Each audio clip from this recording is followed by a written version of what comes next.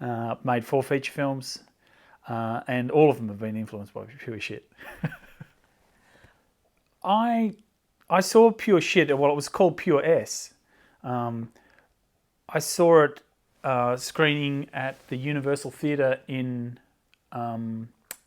Fitzroy, just off Brunswick Street, in that building that Triple R used to be in, or is still in.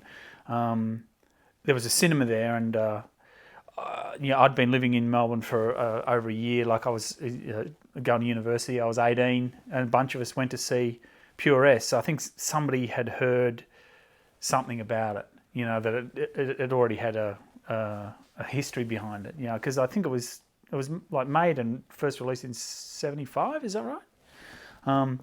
So we went to see it, and I can just remember sitting in the dark and listening to that music for a long, long time before the images came up, and thinking, is there something wrong, or is this the way it's meant to be? Then I figured it was probably the way it's meant to be. And then the film unfolded, which was this incredibly visceral and fast-moving and interesting and challenging piece of cinema about a bunch of junkies in Melbourne. Sort of driving around the streets where I was living at the time. I was sort of living. I think I was living in Clifton Hill, North Fitzroy, Carlton, places like that. It was one of those examples of a film that sort of spoke to me on a real level.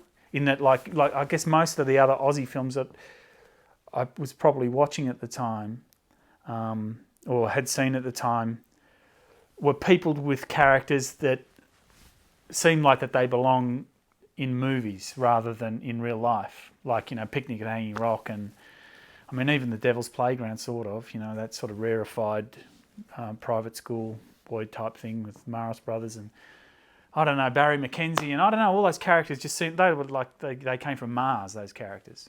But the one other very significant Australian film for me was Sandy Harbutt's Stone, and Pure Shit was the same for me. It was like a film that the characters just seemed so real, like, you'd run into him in the street, and he was this incredible cinematic film, people with real characters. So, as a filmmaker, it was very influential on me because I felt that you could take real life and make it into really good cinema, exciting, fast moving, full of action, controversial, challenging, shocking, all that shit. It was great. Pure Shit had a punk rock aesthetic, a punk aesthetic, a grunge aesthetic before those things even existed. It was shot very much on the run. The cinematography was beautiful but different. It was very grainy and it was sort of dark. It wasn't that well lit. It just seemed like people were running around out on the streets. And I don't know. I think people are. I mean, like right now in 2009, people have still got hang-ups about shooting digitally or shooting film. So fuck. I mean. Australia is a conservative place, and Pure Shit was an incendiary film that was like nothing else before, and unfortunately, almost like nothing else since. Nobody's made a film as challenging as Pure Shit since in Australia, I don't think. Filmmakers that it influenced, I can only talk about myself. It certainly influenced me in the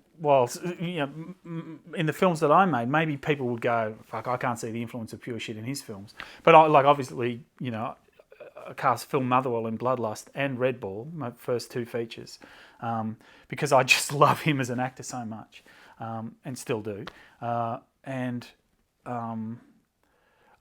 Just that sort of freewheeling chutzpah that says, just fucking get out in the streets and make your film, because these characters and this production aesthetic and this low budget or whatever is what's going to make the film great rather than challenged. Actors obviously fucking hitting up heroin. I mean, you just don't see that anywhere. Like even right now, it was an extraordinary film. I thought most Australian actors from that period have never really achieved a huge amount of success. Anyhow, no matter how fucking good they are.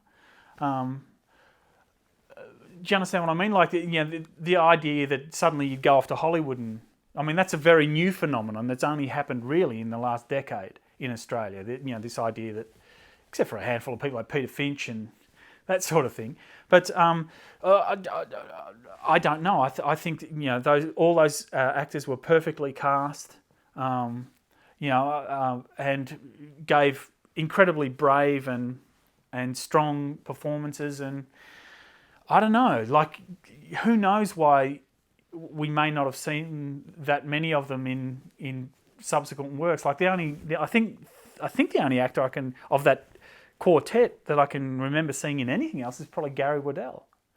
I think for most people they just seem so real and so believable that most people thought they probably weren't actors. I don't know. They were just real people that fucking Bert Delling and Bob Weiss and whoever else just got and stuck them in front of a camera and said, do your business. And I mean, obviously Pure Shit was written, rehearsed, performed, structured, all that sort of thing, but it just felt so incredibly real, like no other Australian film I can think of, even now. Even the films that try to be real, like films that I've made or other films, we just don't come anywhere near the sense of believability and truth that just, sort of pours off the screen in Pure Shit. I mean, personally, I think the two greatest films this country has ever made are Stone and Pure Shit. And both films, I mean, the directors of both films really never made another film, were never given another opportunity for whatever reasons.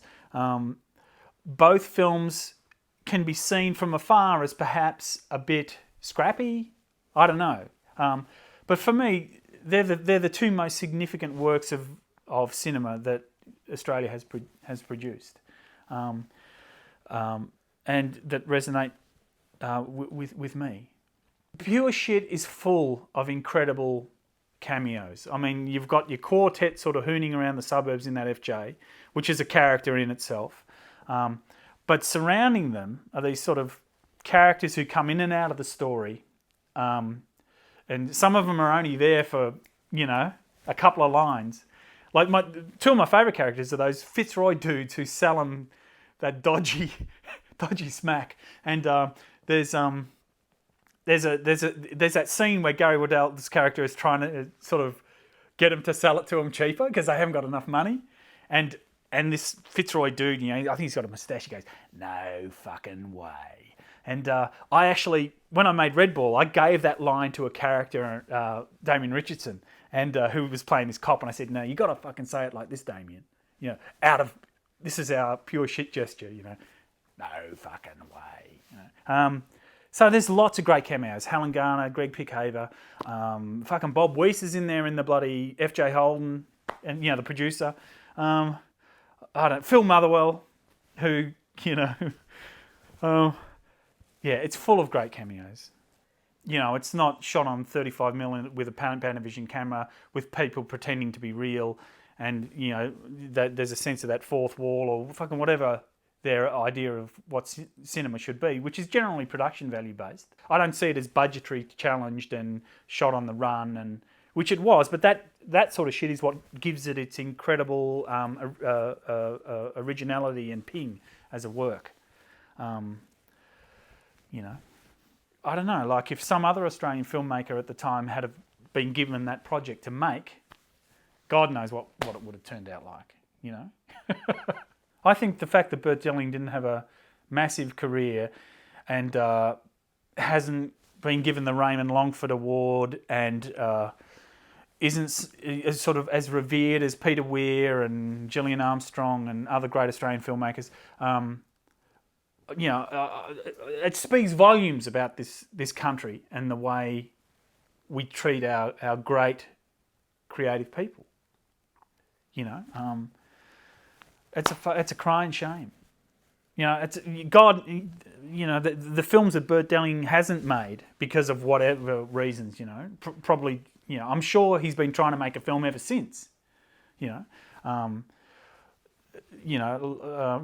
keep referencing Stone because for me, Stone and Pure Shit are so similar. Like, I thought Sandy Harbert had died of an overdose in like 1975, but I subsequently discovered later when I re-released the film when I was an exhibitor that he'd been fucking alive and is a focused artist and had been trying to make films ever since. You know, somebody who'd made one of the most successful Australian films ever made at the box office still didn't get to make another film. It's a fucking tragedy.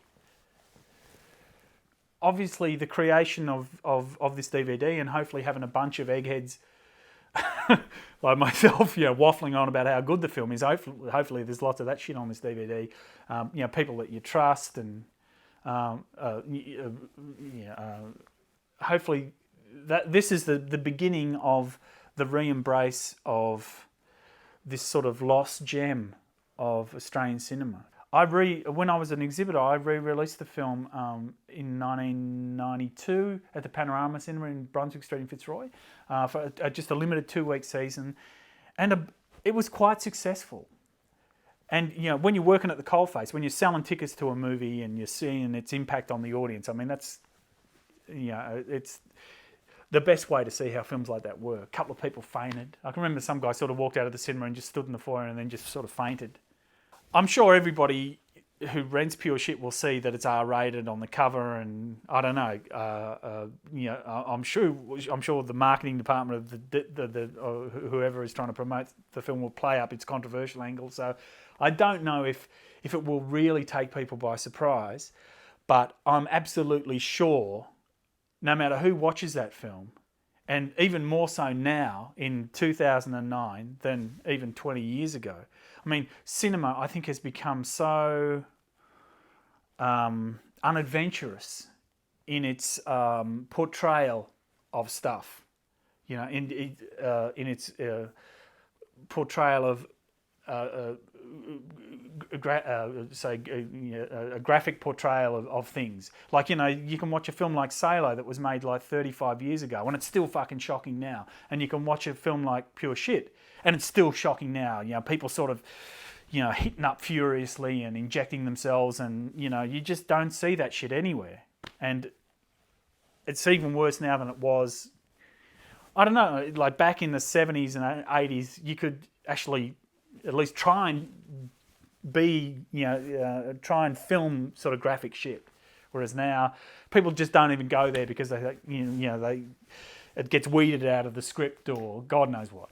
I like its sense of daring, just the fact that it's called Pure Shit. We've gone in another direction. That's all about production value and conservative values, and I think Australian cinema is some of the most conservative cinema in the world.